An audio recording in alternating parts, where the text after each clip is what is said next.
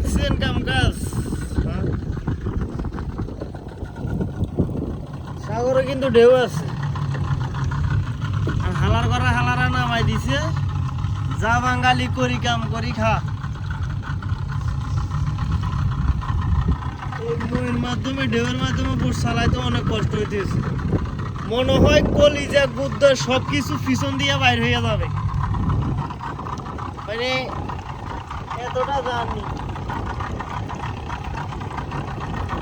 যারা ভাঙাচুরা রাস্তায় গাড়ি চালান তারা বুঝবেন, আর যারা সাগরের কাজ করে, জলের কাজ করে, তারা অবশ্যই বুঝবেন। তাদেরকে আর বোঝানোর কিছু নাই।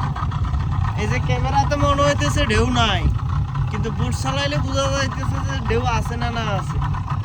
সাহসে আর কুলাইতেছে না, মনে করেন প্রায় কত 4 কিলোমিটার হবে না, 4 কিলোমিটার পথ চালাই আসছি এই ঢেউর মাধ্যমে। মনে হইতেছে আমার ভিতরে যে কলিজাটা থেতলাই গেছে, কলিজা গুদ্দা সবকিছু থেতলাই গেছে।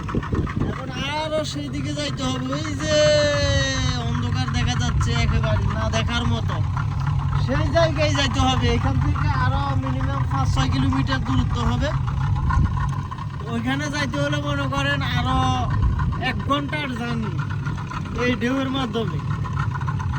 আপনারা হয়তো কিছুটা অনুমান করতে পারতেছেন যে ঢেউ আছে নাকি না আছে, কিন্তু আসলে ক্যামেরাতে স্পষ্টভাবে বোঝা যাচ্ছে না, কারণ পানি পরিষ্কার, একেবারে পরিষ্কার পানি, এ কারণে ঢেউ বোঝা যাচ্ছে না। হচ্ছে এই 1 ঘন্টার জার্নি, তারপরে হচ্ছে আপনাদের 5 কিলোমিটারও কম হবে না এই পথটা পাড়ি দিতে হবে এই ঢেউয়ের মাধ্যমে।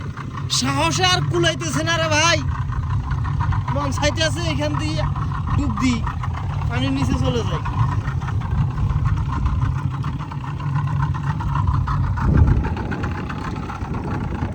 এই যে এখন মনে হয় কিছুটা বোঝা যাচ্ছে না ঢেউ আছে যে, মানে উপরের থেকে ক্যামেরা ধরলে বোঝা যায় সম্ভবত।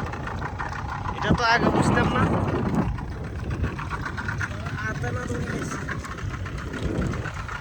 ঢেউ আছে না না আছে এখন বোঝা যাচ্ছে, তাই না?